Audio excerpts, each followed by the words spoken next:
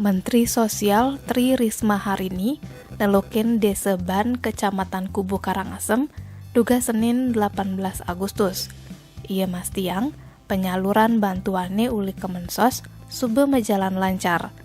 Mantan wali kota Surabaya ne ento masih dot ningalin kondisi wargane ane kena dampak linuh. Mensos Risma nyelasang, linuhe sing jeung nguwugang umah, barang-barang, nanging ngeranang sakit psikis masyarakate. Khususnya anak cenik-cenik. Ento perlu bang pendampingan. Risma nuturang, Sakti Peksos ane singkatan uli Satuan Bakti Pekerja Sosial lakar nampingin pemulihan psikis anak cenik-cenik ditu.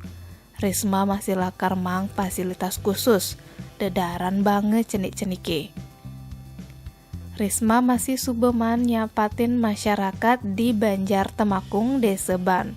Ia sube nyerahang bantuan ke warga, ane 120 paket dedaran bang cenik-cenik, ada matras, tenda, kasur, saput, aja alat dapur. Tim Bali Express ngelaporang.